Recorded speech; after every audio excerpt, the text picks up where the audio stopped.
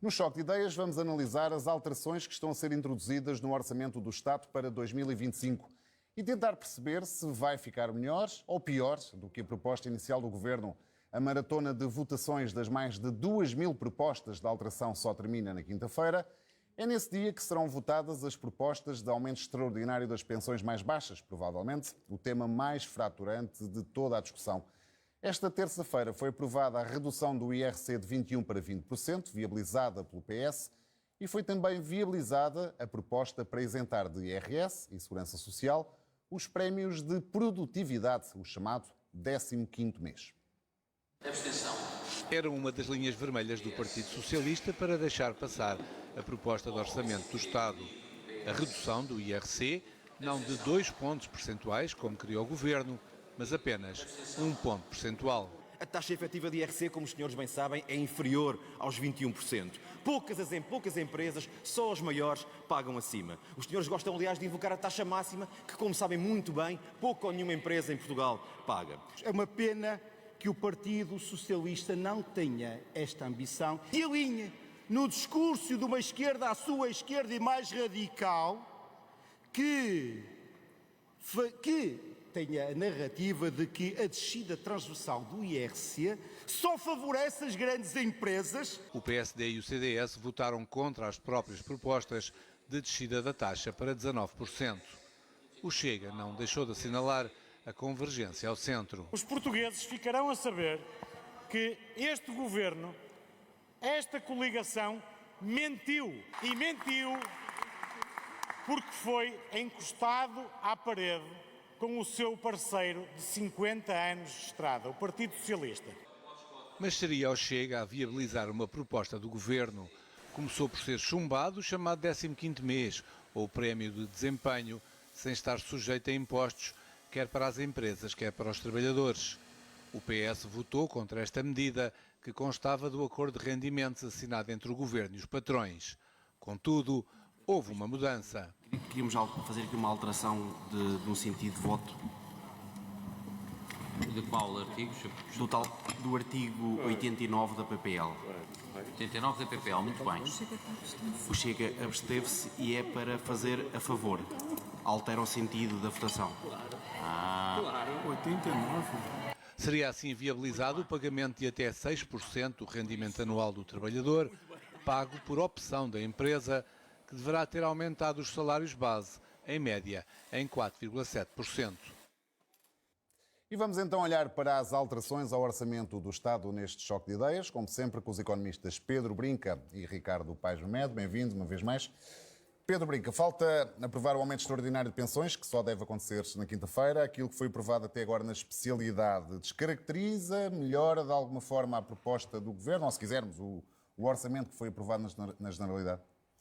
Bem, as grandes medidas mais emblemáticas da discussão do Orçamento de Estado, que era a questão do IRC e que era a questão do IRS jovem, não me parece que estejam aqui grandemente em causa, não é? Por isso, nesse sentido, eram as grandes questões fraturantes, não descaracterizará. Mas estamos a falar, não sei se já bateu o recorde do número de propostas de alteração ao Orçamento de Estado, mas quer dizer, isto é demasiado para uma pessoa conseguir acompanhar, não é? Eu, daquilo que consegui observar em alguns pontos, vejo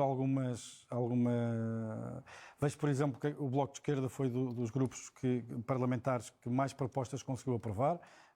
Algumas delas até bastante importantes, não do ponto de vista do seu impacto orçamental, mas mesmo do seu ponto de vista simbólico. Eu tenho alguns amigos e conheço muitos casos de pessoas que têm filhos diabéticos e uma das propostas visava precisamente a comparticipação do Estado para esses aparelhos, que permitem aumentar de forma acentuada a qualidade de vida para quem é insulino-dependente. Mas a mim, a parte estranha, mais uma vez, parabéns ao Bloco de Esquerda por ter apresentado isso e por ter apresentado o maior número de propostas que foram aprovadas por todo o Parlamento. Acho que também é um ponto positivo a ressalvar no Bloco de Esquerda. Mas a mim, causa-me estranheza é isto ter que ir ao Parlamento, quer dizer, porque... Quer dizer, uma medida destas, que é essencialmente de natureza médica, como podíamos enumerar aqui, se calhar, muitíssimas outras, que me parecem que são um bocado estranhas, que o sítio certo para estarem a ser decididas seja no Parlamento. Nós temos entidades, por exemplo, na questão do medicamento. E na discussão do Orçamento de Estado.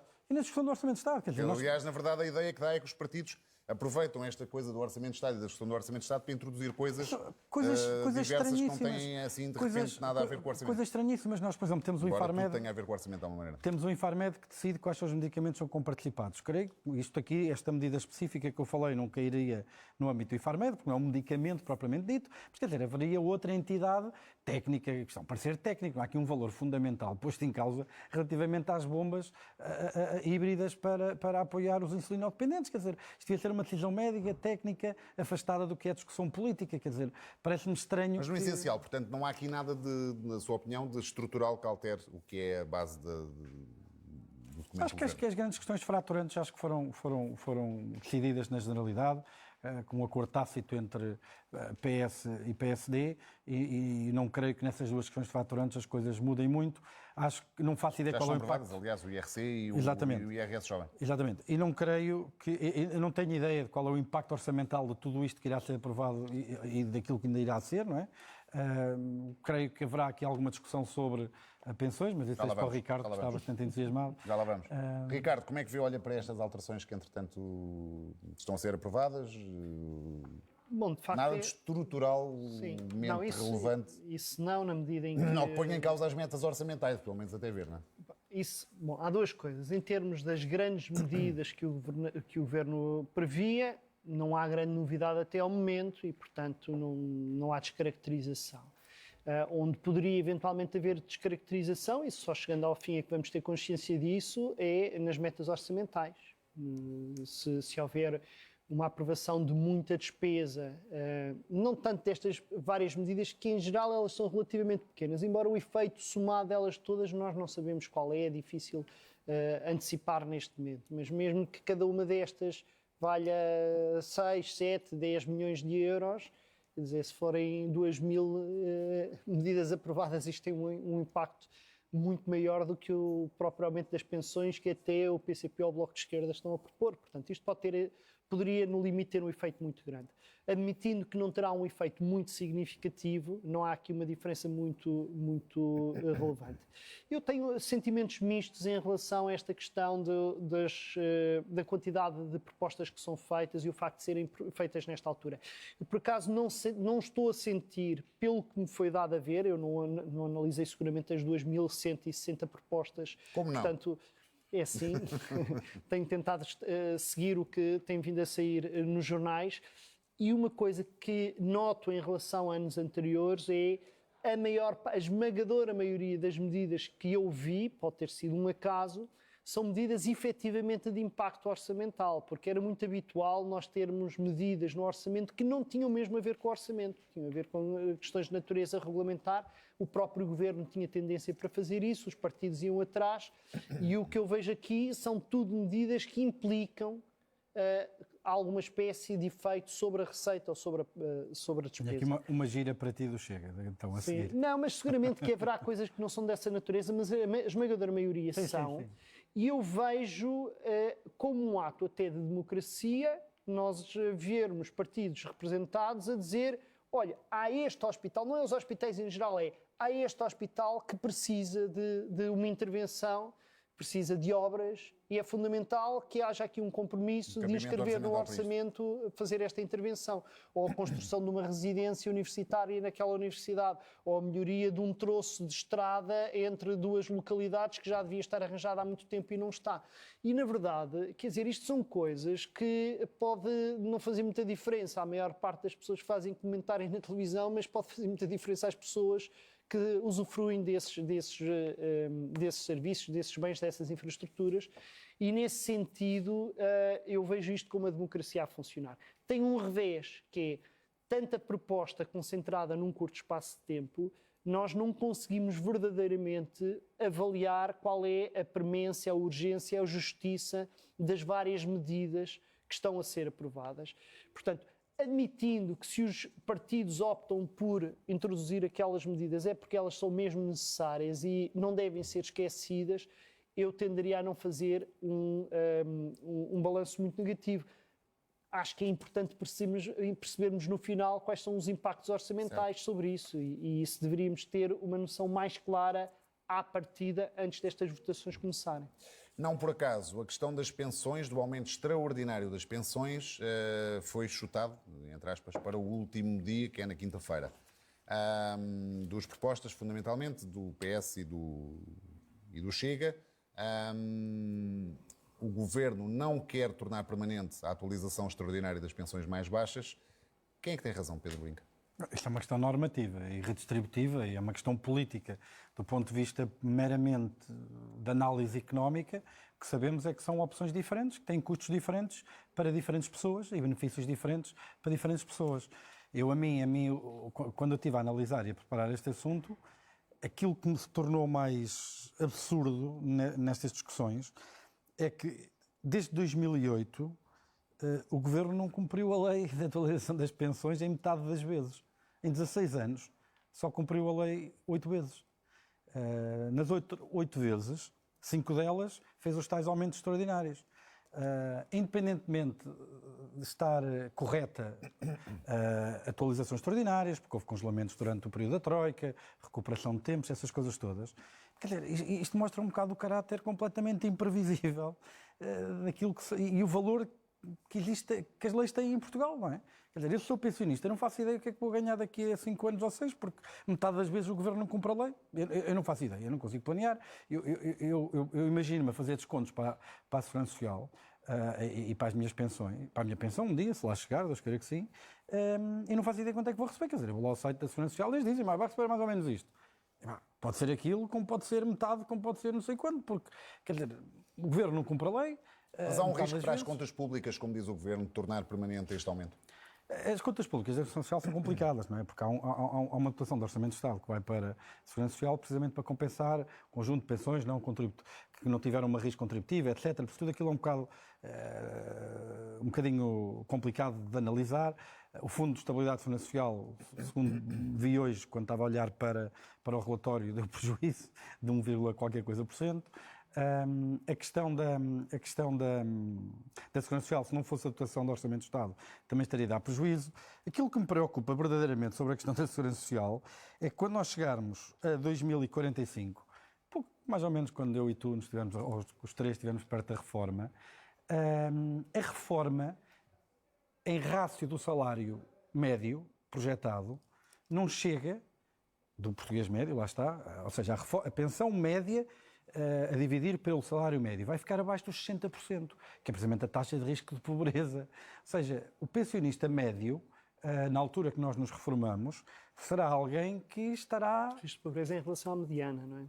Sim, peço desculpa, aqui o Ricardo tem razão, estou a falar da média, é a mediana, não tive os resultados relativamente à mediana, assumamos que elas não estarão assim tão longe uma da outra, até porque estamos a falar se calhar ali de um valor que estará por volta dos 50 e qualquer coisa por cento, ainda longe dos 60, por isso pode ser que a diferença de média e mediana não Mas o Pedro quer chegar à ideia de que, de facto, esta medida é arriscada do ponto de vista das contas públicas? O que eu quero chegar à ideia é que me preocupa eu hoje estar a descontar para uma pensão que, se for o português médio, quando chegar a 2046, 2047, não será suficiente para eu estar acima da linha da taxa de risco de pobreza. E para isso é preciso medidas estruturais. É preciso medidas estruturais em duas direções. Uma, relativamente à sustentabilidade, é bom lembrar que Portugal foi o país que mais envelheceu em toda a União Europeia nos últimos 4 anos e é o 4º país mais envelhecido da União Europeia. É preciso inverter este inverno demográfico. Para isso é preciso políticas de natalidade. Entre os anos 70 e agora passámos de 10% para 28% dos países no mundo que têm políticas ativas de promoção da natalidade, mas ninguém se engana. Nós ainda não temos tecnologia para fazer nascer crianças com 23 anos, com o curso feito, pronto a gerar receita fiscal. Mas Pedro Brinca, essa é outra discussão. Essa é a discussão não era essa. Da sustentabilidade da segurança social. A questão que está aqui é se, à luz dessa sustentabilidade, devem ou não deve ser decidido no Parlamento que se pague todos os anos uma atualização extraordinária das pensões mais baixas. É só esta a minha pergunta. Se todos os anos pagarmos uma atualização extraordinária das pensões, essa contribuição deixa de ser extraordinária e passa a ser ordinária, por definição. E então passa a fazer lei. Então metam na lei. Independentemente de uma análise quantitativa, que é muito difícil de fazer, relativamente ao impacto que isso tem nas contas a longo prazo, porque mexe com 300.000 variáveis, eu gostava de ter alguma previsibilidade no sistema, não é? nisso, pôr na lei o que querem, PS e Chega, pelo menos. Como é que olha para esta questão, Ricardo? Eu, embora não veja exatamente a situação a médio prazo de forma tão catastrófica, eu acho que nós temos desafios muito significativos do ponto de vista de sustentabilidade da segurança social. Isto leva-me não apenas a sentir necessidade de sermos muito ponderados nos aumentos, mas ainda mais a sermos muito ponderados na credibilidade do sistema. Porque a sustentabilidade de um sistema de segurança social não é determinada apenas com aquilo que se gasta, também é determinado por aquilo que o sistema recebe. E aquilo que o sistema recebe depende muito da confiança que as pessoas têm num sistema. Se as pessoas começarem todas a acreditar que o sistema não é sustentável, o que vai acontecer é que as pessoas deixam de pagar a segurança social e o sistema torna-se mesmo insustentável. E há coisas que os políticos e os governos podem fazer que não é apenas conter os aumentos das pensões, é também, por exemplo, aquilo que o Pedro estava a dizer, e eu não poderia estar mais de acordo, cumprir a lei. A lei sobre a forma de atualização das pensões é algo que foi estabelecido tendo em conta um determinado horizonte de longo prazo que prevê vários cenários de sustentabilidade do sistema de pensões. Se é assim, há uma coisa básica. O governo tem de cumprir a lei. E governos, e tem havido de todas as cores, que com uma desculpa ou outra não aplicam a fórmula de atualização das pensões, são governos que estão a dar um sinal para os atuais, para a atual população ativa, que não vale a pena terem assim tanta confiança, porque na verdade não sabem o que é que lhes vai acontecer. E eu acho que isso é um erro e é a primeira coisa que nós temos de garantir, é garantir a atualização de acordo com a lei. Mas há outras coisas que nós podemos dizer, nós já vamos discutir a questão dos prémios salariais. Os prémios salariais é um ataque descabelado ao financiamento do sistema de pensões. Mas não é o único exemplo, são muitos. E é frequente os governos arranjarem formas de pôr as pessoas a não contribuírem para o sistema de pensões de acordo com aquilo que são os seus rendimentos. Não pode ser. Mas o 15º não. Mas já lá vamos ao 15º mês. Deixem-me só, deixem-me só acabar aqui para vos dizer o seguinte. Eu não estou muito convencido com as propostas que existem de aumento de pensões. No caso do Partido Socialista, porque o que está a propor 1,25% de aumento para todas as pensões, isto significa que uma pessoa... 1.700... Nós temos pessoas em Portugal... 527 euros. 1.527 euros. Uma pessoa que recebe 300 euros, porque há pessoas a receberem 300 euros de pensões em Portugal, com isso vão ganhar menos de 4 euros por mês. Uma pessoa que recebe 1.500 euros vai receber quase 20 euros por mês. Ora, eu acho que é mais importante uma pessoa que recebe 300 euros por mês receber 20 euros do que uma pessoa que recebe 1.500 euros.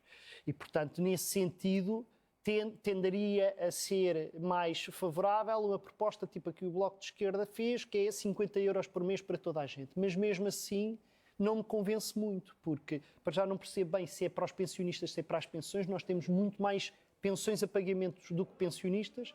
Se tivermos uma pessoa que recebe uma pensão de velhice, uma de invalidez e de sobrevivência, que pode acontecer, esta pessoa recebe 3 vezes o aumento de pensões se for sobre as pensões e não sobre os pensionistas, quando é nada óbvio que isso seja a forma mais justa de distribuir este esforço. E, na verdade, nós, se calhar com menos dinheiro, conseguimos que as 450 mil pessoas idosas que vivem abaixo do limiar da pobreza em Portugal consigam ficar numa posição mais favorável. Portanto, eu tenderia, mais do que estar a propor aumentos extraordinários das pensões, eu acho que as pensões mais baixas devem aumentar a pouco e pouco, mas também não devem aumentar demasiado, porque se nós chegamos a um ponto em que as pensões que se recebem são as mesmas, independentemente de nós descontarmos ou não descontarmos, o que vamos estar a fazer é dar um incentivo às pessoas para não descontarem e, com isso, o que estamos a fazer é pôr em causa a sustentabilidade do sistema de pensões. Portanto, eu acho que é uma área em que é muito fácil... A prudência de que fala o Ministro das Finanças é importante, ou seja, não tornar permanente uma coisa que é extraordinária? A prudência do Ministro das Finanças é contraditória depois com medidas que o próprio Governo está a propor, como essa do 15º mês, sem se pagar contributos para a Segurança Social. Portanto, eu levo pouco a sério isso.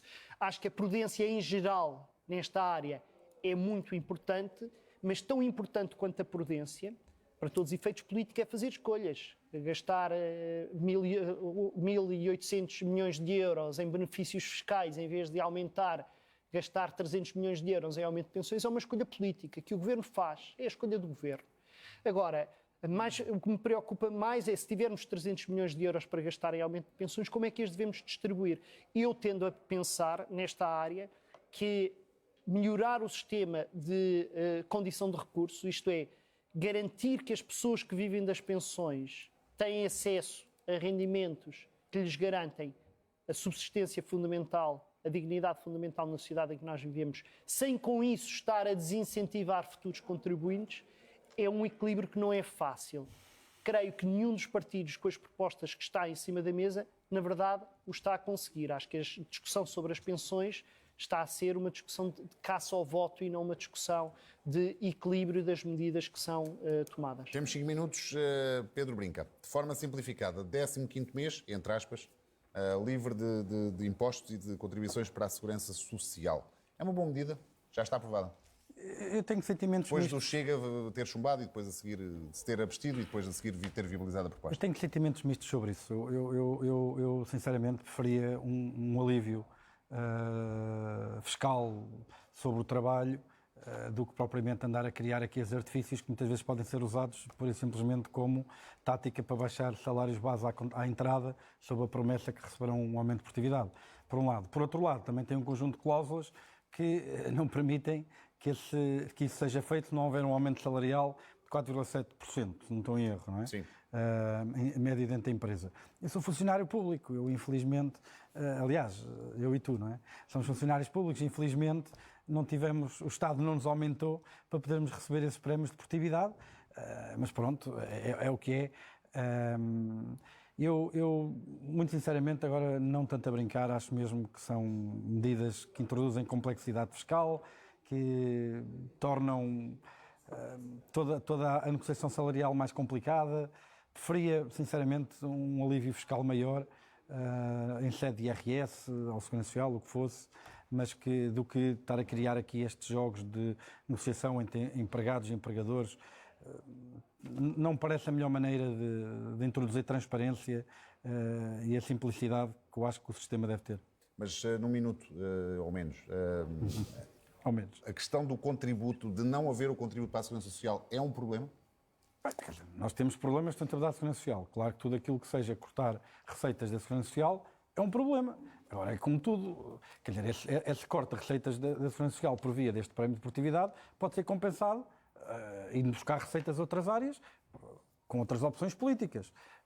Acho que a sustentabilidade da Segurança Social é fundamental. Acho que, por exemplo, que uma progressividade na Segurança Social também é uma das coisas que descredibiliza o sistema e desincentiva os maiores contribuintes a contribuírem. Acho que há outros mecanismos de redistribuição, sem pôr em causa o nível de redistribuição que nós queremos fazer. Não parece que a Segurança Social seja um dos mais inteligentes para o fazer.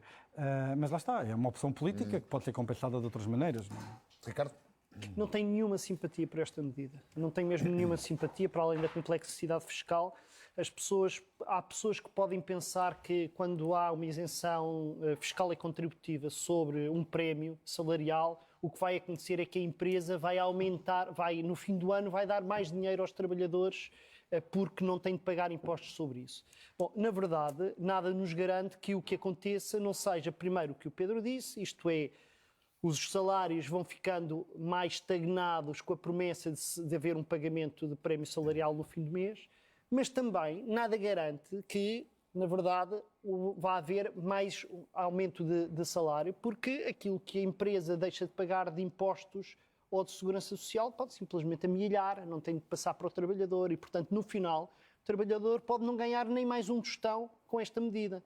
Depende do poder negocial das partes e há, como se sabe, uma assimetria grande do poder negocial. E a par disso, há uma questão de insustentabilidade do ponto de vista de contributo para a segurança social e ainda mais há um problema de injustiça, porque para todos os efeitos os impostos servem também para repor justiça social. E se nós temos pessoas que recebem prémios salariais e os prémios salariais não estão distribuídos de forma homogénea pela população, como é óbvio, como os salários não estão. O que nós vamos estar a dar isto vai se transformar essencialmente numa borla fiscal, primeiro para as empresas e segundo para pessoas que têm salários mais elevados. Portanto, eu não vejo verdadeiramente, eu não tenho nada contra a ideia de prémios fiscais. Não tenho. Há pessoas que têm uma posição mais radical. Desculpem, prémios salariais. Há pessoas que acham que não deve haver prémios salariais, os trabalhadores têm de receber o seu salário e é isso que contam. Eu não tenho problemas com a existência de prémios salariais. Agora, os prémios salariais têm de pagar impostos e têm de pagar segurança social como quaisquer outros e, portanto, devem contribuir para a sustentabilidade do nosso sistema social como qualquer outra fonte de rendimento e não deve haver nenhuma discriminação em relação a isso. Mas a medida já foi aprovada de 5 segundos? Em 5 segundos. E acentuar nisso que o Ricardo disse, depende do poder negocial e nós sabemos que o poder negocial é extremamente heterogéneo. É mais fraco nos trabalhadores menos qualificados, mais indiferenciados, é mais forte nos trabalhadores mais qualificados que ganham mais. Ou seja, até por isso não me parece que a medida seja especialmente feliz. Pedro Brinca, Ricardo Paz Mete, mais uma vez, obrigado pela vossa presença. É tudo. Este programa fica agora disponível em RTP Play e em podcast nas plataformas digitais. Nós voltamos na próxima terça-feira. Tenha uma excelente semana.